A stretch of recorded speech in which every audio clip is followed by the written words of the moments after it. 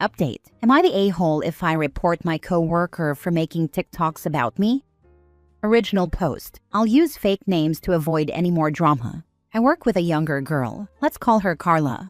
We work in healthcare. Since she started, there's always been some sort of tension, and I never really understood why. For context, I had knee surgery a little while back, and I've had certain restrictions after returning to work. I genuinely wasn't aware that this was causing any issues because no one has mentioned it. They knew I was out for a couple of months, but that was it. I didn't really feel like I needed to clarify with my coworkers why I was out for that time. I got home from work and was doom scrolling on TikTok when one of her videos popped up. She was talking about how everyone hates me, how I'm just lazy, and how they're all going to slash the bitch's tires. Me being that B. I wouldn't have even known it was about me if the caption hadn't said, and her name rhymes with, and essentially spelled out my name. I'm the only one with a name that could possibly rhyme with the spelling she used.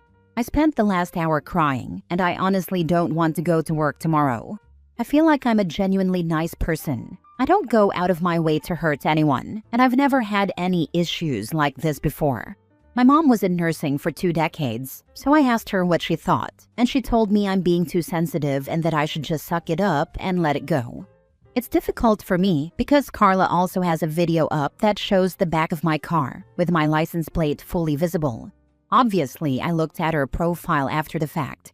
It's just not sitting right with me, and I don't feel like I'm overreacting. I work too hard and try too hard to be treated like this. I guess if it were said to my face, I could respect it more. But having it online for strangers to join in really bothers me. I feel like I'm in high school all over again. Am I the a-hole for reporting her? She'll probably lose her job, and that also bothers me. Now for the top comments before reading the update.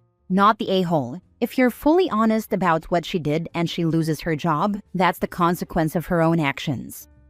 I wish I were lying. Well then, she is about to learn a valuable lesson about not being an a-hole. Save the videos in case they do slash the tires, or anything happens to you or your property. I saved the videos, and screenshotted in case she deletes them. Not the a-hole. Report her. That is insane behavior for an adult, and I would say she's acting like a kid. But I've never met any kids this bad. Show her that her actions have consequences. It definitely felt like a shock to the system, just reading the way she was talking about me. I was bullied relentlessly in high school, but no one ever said anything like that directly to me. I know she probably thought I'd never see the video, but gosh. I used to be bullied really badly too, but that taught me to be truthful, stern, and a narc. People aren't as rude anymore, at least not to my face, because I stood up to them and told adults their behavior wasn't okay. It sounds like something out of a coming-of-age movie, but it works surprisingly well. It's been so long since I felt like I had to really speak up for myself. I just thought women my age and her age had moved past treating each other like that. It's so discouraging. Now for the update you've all been waiting for. I reported her the next morning after emailing my supervisor. My supervisor went to HR with me. Unfortunately, I wasn't the first person she had done something similar to. Fortunately for me, her having several reports against her for the same behavior made it easier. So anyway, I reported her the next day, and she was fired today. They pulled her into the office, made her watch her TikToks, and then let her go. I got the satisfaction of watching her get escorted out by security, and her work besties were all smiles all day. No one treated me weird or anything. It was a very good day. Thank you to everyone who knocked some sense into me and helped me stand up for myself. I needed that backbone, and I'll be working on that moving forward. She also deleted her entire TikTok. We beat the bully this time. Good for you and everyone else who reported her. While it's one thing to engage in gossip at a job, even though that's pretty tacky, it's another to post gossip and dox people on social media. I agree. I thought about it all night, and I realized I genuinely wouldn't have cared had she, 1, not mentioned my name, making it obvious it was about me, and 2, not posted the back of my car with my license plate visible. It's one thing to just not like me. I couldn't care less. But it's another to outright degrade me on the internet, thinking I'd never see it. I just read the original, and honestly, your mom is wrong. She's from an era where it was just accepted to crap on the younger nurses. I'm glad you spoke up for yourself and everyone else she victimized. I agree. She hasn't spoken to me since I told her I was going through with reporting, and I think that may be for the best. Times have changed, and healthcare, or really any job, is no place for bullying, ever. A lot of people made really good points that drove this home for me. People asked me if I would want her taking care of me or my family knowing she is the way she is. And honestly, no, I wouldn't. Hopefully my mom wakes up and realizes I wasn't wrong, but if she doesn't, I guess it's not too big of a loss. I don't know your mom, but based on her stance alone, she sounds like a nasty old bully, and I hope she's not still working with patients. It sounds like she may have been one of the people making those nasty comments back in the day and took you standing up for yourself personally. Or she was bullied herself and is jealous you had the guts to speak up when she didn't. Either way, good on you. Knowing my mom, she was the bully 100%. Thankfully, she hasn't worked with patients for a while, but it's still definitely worrisome. It makes me wonder if she treated people, or even patients, badly. It's just disheartening. Next story. Am I the a-hole for not wanting to take a government job just so my family can keep their house? I'm 19. My dad works a senior government job, and our family lives in an official government house. When he retires, we're supposed to move out. We don't own any other house. Because of that, my family wants me to join government service at a lower scale, so they can try to get the house transferred or reallotted under my name. The thing is, I recently found out that if I do that, the house would be directly tied to my job. If I ever quit, resign, or get transferred, we'd lose the house again. I don't actually want a government job. I'm not interested in that career path at all. The main reason they want me to do it is just so the housing issue is delayed or handled. I feel like once I take the job, I'll never be able to leave because the moment I do, it becomes, you made us homeless. I have siblings, including older ones, but for some reason the pressure is mostly on me. I get why my family is scared, but I also feel like I'm being asked to lock myself into something for life at 19 out of guilt. I haven't outright refused yet, but I feel really uncomfortable and trapped just thinking about it. Am I the a-hole for not wanting to take a job knowing I'd basically be stuck forever because of the house? But for some reason the pressure is mostly on me. Are you the youngest? If so, it's their last chance to make it happen. It could be they already tried this with your siblings and failed. Not the a-hole. Hopefully you are already looking into other living arrangements. This is just not a healthy dynamic. I'm not the youngest. I have 2 older siblings and 2 younger ones. My older siblings are almost done with their bachelor's degrees, and I literally just started university. I also already earn and contribute financially, but the bigger issue is that money doesn't really get saved, so the housing situation keeps staying the same. That's part of why this scares me. It feels like the solution is being pushed onto me, instead of fixing the actual problem.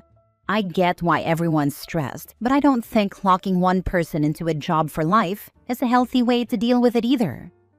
Not the a-hole. Your parents' lack of planning is not your emergency, nor is it your responsibility to solve for them. Do not clip your own wings, sacrificing your future, because they didn't think this all through. What would happen if you get married? Came here to say this.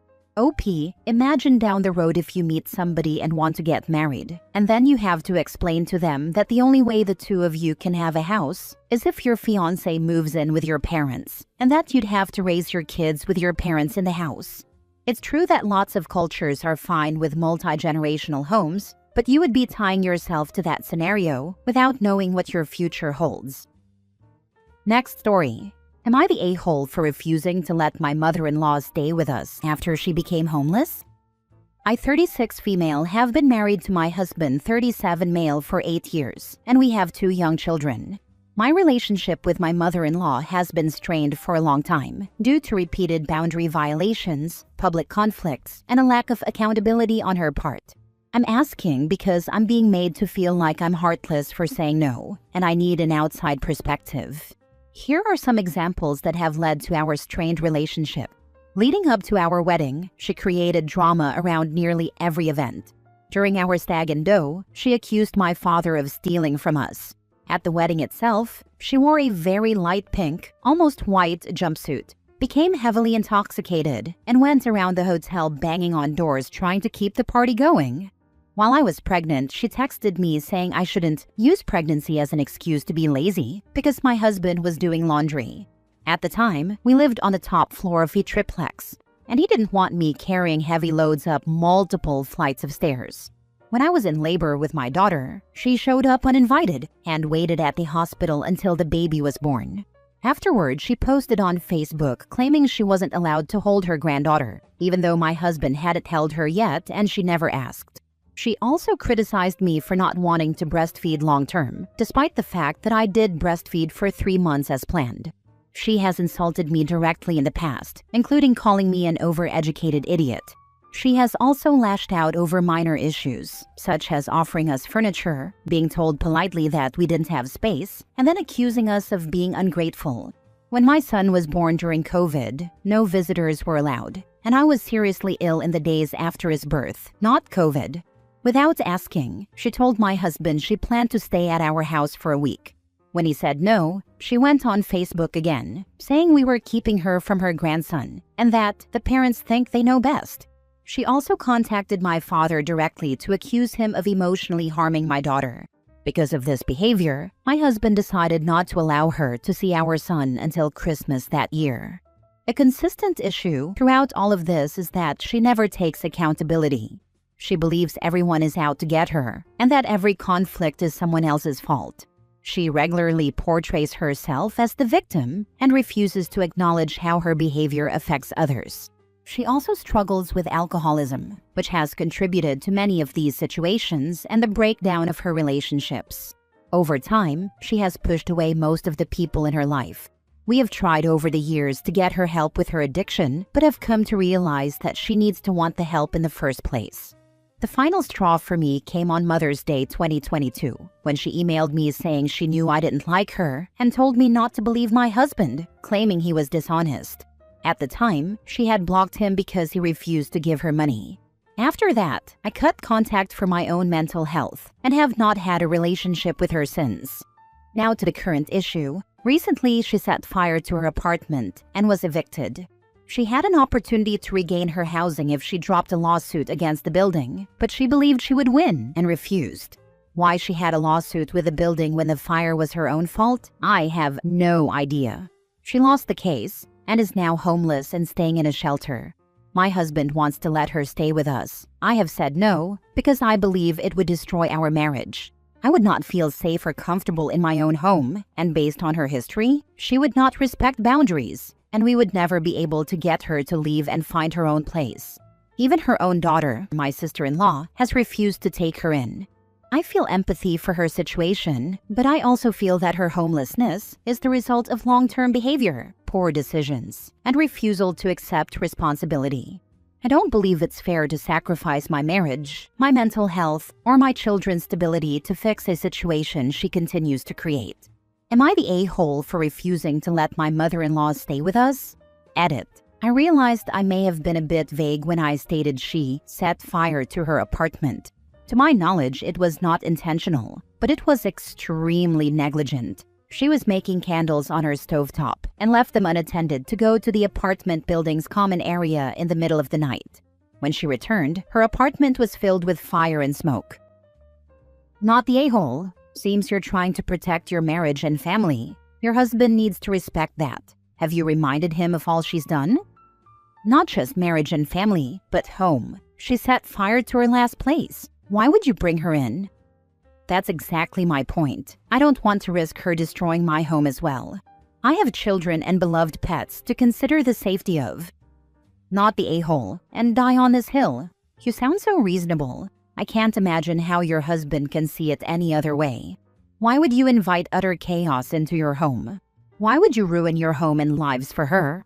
Does he struggle with guilt? It's not his fault, and he can't fix her. He can only ruin what you have together. I hope your husband can get some help to understand this. You nailed it. My husband does struggle with guilt, and I do try to help him through it. He doesn't owe her anything, just like my children don't owe me anything. Tell him that he'd have the guilt of his marriage being over because he refused to put you and the kids before her. Last story. Am I the a-hole for yelling at my wife after she forgot that I'm on the roof? We're constructing a house. Labor is very expensive, so we're doing some doable things ourselves. It's almost complete and livable, just the final phase. Today I was putting up some Christmas lights on all sides of the roof boundary. We were alone, so I climbed the ladder and she held it from below to keep it steady. I predicted it would take at least an hour, so obviously she didn't have to hold the ladder or be present at the site until I needed her to hold it again when I came down. She has this weird habit of keeping her phone on silent because she generally gets 2 to 3 calls a day, and those are usually at fixed times, so she likes her phone on silent the rest of the time. Before climbing, I specifically told her not to put her phone on silent and to make sure to pick up my call, because I would call her to hold the ladder when I came down. It would be very awkward to call her by name loudly from the top because it's a very calm neighborhood. We're new, and I'm an introvert. After the work was done, I called her 20 times, but she didn't answer. I shouted her name 5 times, but there was no answer. I was stuck there for 30 to 35 minutes, stressed in the winter, and it was getting dark, which made it worse and more tense. The height was high enough that I could not jump down. She finally came after 35 minutes with a stupidly smiling face and held the ladder, as if it was meant to be funny. She told me that she fell asleep and forgot to turn off silent mode. I yelled at her in frustration, and she got upset. Am I the a-hole? I was hurt mainly because it hinted at how unimportant my well-being is to her. A similar thing happened in the past with the door key of our previous place. We were living there, and I was stuck outside for hours. That's another story. I'm on pins and needles anytime my husband is on the roof. I can't imagine taking a nap and generally not giving a damn. Not the a-hole. The few times my husband's been on the roof, I hang around at the bottom, delusionally acting like I could catch him if he falls. Same with my stepdad. We have an indoor ladder with 3 steps, and I'm gripping it with white knuckles because it's the only thing I can do to help ensure he doesn't fall while hanging ornaments on the top of the tree. What if OP had fallen off the roof? What if he'd slipped, sprained an ankle, gotten a piece of wood or metal staked through his hand, popped a knee, whatever? She would have been unreachable. And if he'd injured himself and gone unconscious, she'd never know. She never checked on him periodically to see how he was. Not the a-hole. Not even a little bit. She knew you were on the roof and she took a nap? And she thinks it's funny when she comes with a ladder? Does this woman even like you? How heavily insured are you? That's creepy AF. I would never go to sleep knowing my husband was on the roof. Honestly, I'm not sure I would even go inside. If I did, I would have been listening and made sure he was safe the entire time. All she needed to do was make sure he could get back down when the time came. I have severe ADHD and lose or forget things all the time. This is not something I could have forgotten.